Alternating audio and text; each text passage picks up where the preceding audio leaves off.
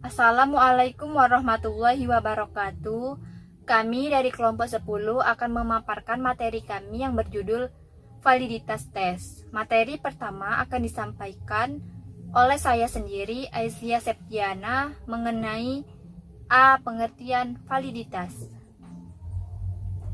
Menurut Azwar, validitas berasal dari kata validity yang mempunyai arti ketepatan dan kecermatan suatu instrumen pengukuran atau tes dalam melakukan fungsi ukurnya, sehingga dapat diartikan bahwa validitas adalah kualitas yang menunjukkan hubungan antara suatu pengukuran atau diagnosis dengan arti atau tujuan, kriteria belajar atau tingkah laku. Adapun unsur penting dalam validitas yang pertama yaitu validitas menunjukkan suatu derajat. Ada yang sempurna, ada yang sedang, dan ada pula yang rendah. Yang kedua yaitu validitas selalu dihubungkan dengan putusan atau tujuan yang spesifik.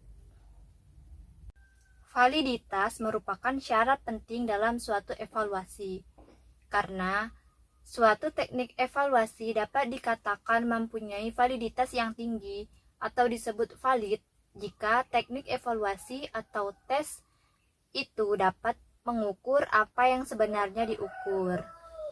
Validitas bukanlah suatu ciri atau sifat mutlak dari suatu teknik evaluasi yang merupakan suatu ciri yang relatif terhadap tujuan yang hendak dicapai oleh pembuat tes.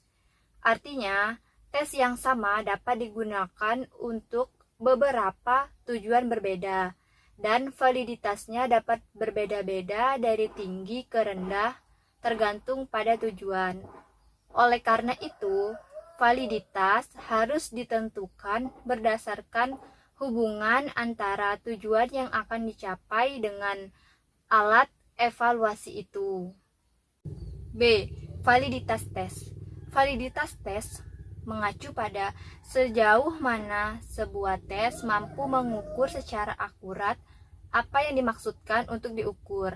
Karena suatu tes dikategorikan memiliki validitas yang tinggi apabila tes itu menjalankan fungsinya dengan baik, yaitu mampu mengukur apa yang semestinya diukur, atau hasil pengukuran dengan tes tersebut adalah akurat dan memiliki kesalahan pengukuran yang kecil.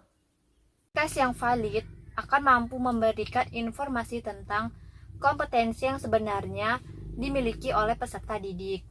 Karena validitas juga berkaitan erat dengan tujuan dari tes tersebut untuk mengukur apa. Artinya, suatu tes yang dikategorikan valid untuk mengukur kompetensi berbahasa seorang peserta didik belum tentu itu masih dikategorikan valid untuk kompetensi yang lainnya. Sebagai analogi, misalnya sebuah timbangan yang biasa digunakan untuk mengukur berat badan seseorang akan mampu memberikan informasi terkait dengan berat badan orang tersebut, tetapi timbangan itu tentu tidak akan mampu memberikan informasi yang valid apabila digunakan untuk mengukur berat sebuah emas. Oleh karena itu, tidak ada validitas yang secara universal berlaku untuk semua tujuan tes. Adapun faktor-faktor yang mempengaruhi validitas sebuah tes menurut Gronlund. Yang pertama, faktor instrumen, yang kedua faktor pelaksanaan tes, yang ketiga faktor penskoran, dan yang keempat faktor cara peserta tes dalam menjawab butir-butir pertanyaan. Baiklah, saya Siti Fatimah akan memaparkan mengenai jenis-jenis validitas tes. Validitas tes ini dapat diklarifikasi menjadi beberapa, salah satu di antaranya yang pertama itu ada validitas isi, di mana validitas isi ini merupakan kesesuaian antara butir-butir soal dalam tes dengan deskripsi bahan yang diajarkan. Nah, sebuah soal ini dapat kita katakan memiliki validitas apabila dapat mengukur kompetensi khusus. Nah, validitas isi ini sering digunakan dalam penilaian hasil belajar. Tujuan utamanya ialah untuk mengetahui sejauh mana peserta didik menguasai materi pelajaran yang telah disampaikan, perubahan-perubahan psikologis apa yang timbul kepada peserta didik tersebut setelah mengalami proses pembelajaran tertentu. Nah, instrumen yang harus mempunyai validitas isi atau content validity ini adalah instrumen yang berbentuk tes untuk mengukur hasil belajar dalam aspek kecakapan akademik atau academic skill. Nah, sebuah tes ini dapat kita katakan mempunyai validitas isi apabila dapat mengukur tujuan khusus tertentu yang sejajar dengan materi atau isi pelajaran. Dengan kata lain, untuk menguji tes dapat dilakukan dengan membandingkan antara isi instrumen dengan materi pelajaran yang telah diajarkan. Maka dari itu, untuk menyusun instrumen tes yang mempunyai validitas isi, maka instrumen harus disusun berdasarkan materi pelajaran yang telah dipelajari oleh siswa. Kedua, validitas konstruk. Konstruk ini merupakan konsep atau rekaan konsep atau pemikiran cerdas tentang suatu objek, baik yang berhubungan dengan aspek-aspek kognitif, afektif, maupun psikomotorik yang disusun menurut pandangan seseorang. Nah, konstruks ini adalah konsep yang dapat diobservasi dan dapat diukur. Validitas konstruk berkenaan dengan pertanyaan hingga mana suatu tes betul-betul dapat mengobservasi dan mengukur fungsi psikologis yang merupakan deskripsi perilaku peserta didik yang akan diukur oleh tes tersebut. Nah, validitas konstruk baik dikenal dan dapat dipergunakan dalam tes-tes psikologis untuk mengukur gejala perilaku yang abstrak seperti kemantangan emosi, sikap, motivasi, dan minat, dan lain sebagainya. Kemudian untuk menguji validitas konstruks ini dapat dilakukan dengan berbagai sumber, antara lain validitas isi, validitas prediktif, dan validitas konkuren. Nah, sebuah tes dapat dikatakan memiliki validitas konstruk apabila butir-butir soal yang membangun tes tersebut mengukur setiap aspek berpikir seperti yang disebutkan dalam tujuan pembelajaran atau mengukur sesuatu sesuai dengan definisi yang digunakan. Nah, validitas konstruk ini mengacu pada sejauh mana suatu instrumen mengukur konsep dari suatu teori, yaitu yang menjadi dasar penyusunan instrumen. Selanjutnya, validitas konstruks ini berkenaan dengan kesanggupan alat penilaian untuk mengukur pengertian-pengertian yang terkandung dalam materi yang diukurnya. Nah, pengertian-pengertian yang terkandung dalam konsep kemampuan, minat, sikap, dan dalam berbagai bidang kajian ini harus jelas apa yang hendak diukur. Nah, konsep-konsep tersebut ini memiliki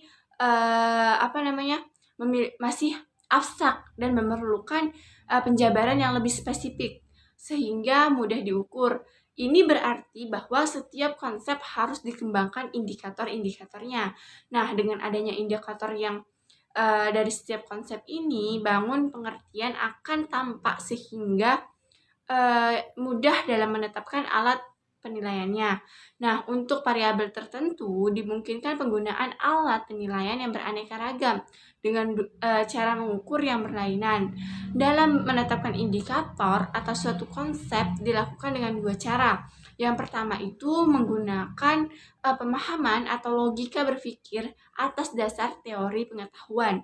Kemudian yang kedua itu menggunakan pengalaman empiris, yakni apa yang terjadi dalam kehidupan nyata.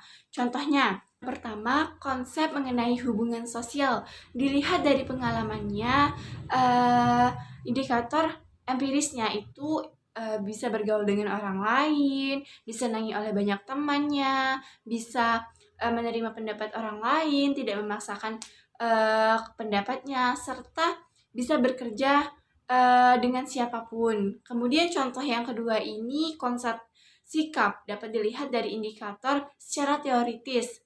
Nah, kesediaan menerima stimulus, kemauan mereaksi stimulus, menilai stimulus, menyusun atau mengorganisasi, serta internalisasi nilai.